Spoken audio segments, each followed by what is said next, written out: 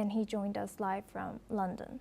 Now we move on to our next news. The Kremlin has pushed back against recent remarks by US President Donald Trump, who threatened to impose a 10% tariff on countries aligning with what he called the anti-American policies of the BRICS group.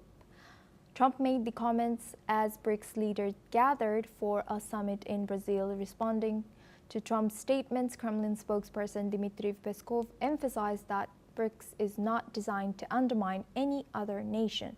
He stated that the group, made up of emerging economies like Russia, China, India, Brazil, and South Africa, works based on shared interests and mutual respect. Peskov noted that while the Kremlin had taken note of Trump's statements, BRICS cooperation has never been directed against third countries, and his words never will be. The comments come amid heightened trade tensions and growing scrutiny of geopolitical alliances. Now we have guests joining us for this discussion. Major General Singh, Strategic Affairs and Senior Defense Expert. Thank you for joining us today. Welcome to NewsX World. How might President Trump's threat of tariffs on countries aligned with BRICS affect international relations and global trade dynamics, according to you? Well, you see, President Trump has been using tariffs and trade as a weapon of war, weaponization, and countries the world over have been affected. Some part of it with China, they have been able to come to some agreement, maybe one more country, but with others, still it is a struggling phase. Now, President Trump has also threatened BRICS, the BRICS countries, that if they do anything anti-USA, or I would say the Western states, they would be penalized 10% extra in tariffs. Now, this is a threat in being. It's a major threat. But we have to understand BRICS as an organization. Today it is BRICS Plus. It's got 11 countries as members, plus 10 partner countries in its organization. It has to be understood that this BRICS, they're having a very major share of the GDP in the world, 35 to 36% of the purchasing power parity. And China, which is the leading country in this organization, it has 52% of dominance of all GDP plus the PPP. So we have to understand whether President Trump is trying to indicate China or the BRICS countries otherwise by themselves. Now, what we have to also understand that these BRICS countries contribute largely today in oil, wheat, rice, and all such production. So the logistics supply chain is very much in the hands of the BRICS plus countries. What they are going to be affected is with these tariffs, and major understanding which America and Western nations must have, that BRICS is not anti-Western, not anti-America. They are looking for multipolarity as against unipolarity. They're looking for a new world order, which perhaps was ushered in during the Bretton Woods Agreement or the introduction in 1944, and it has undergone certain changes since then, particularly after the 1973 Arab-Israeli War, when the oil giants, they all came to form that OPEC country. Now, with that in mind, the BRICS countries are looking that they should get a fair share of their say in the world affairs. So they are looking for reforms in the United Nations Security Council. They are looking for the terrorism be identified as a major menace in the world.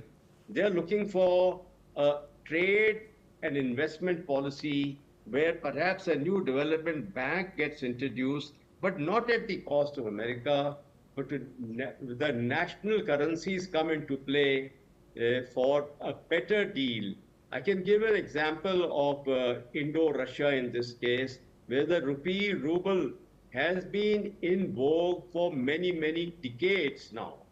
Now, this is what has been going on.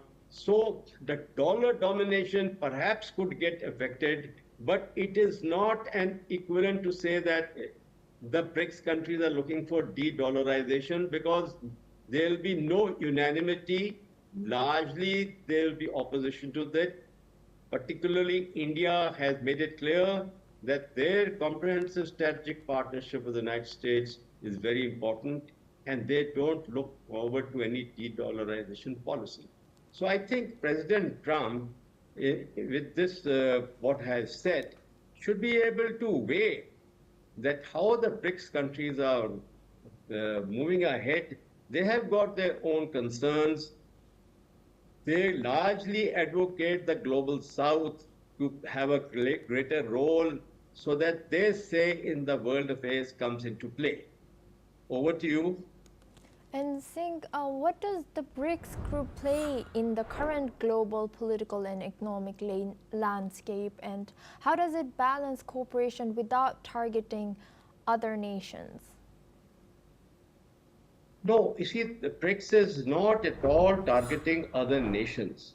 It is an economic, within it, the economic policies are for the benefit of the countries who are partners in the BRICS or who are the member organizations.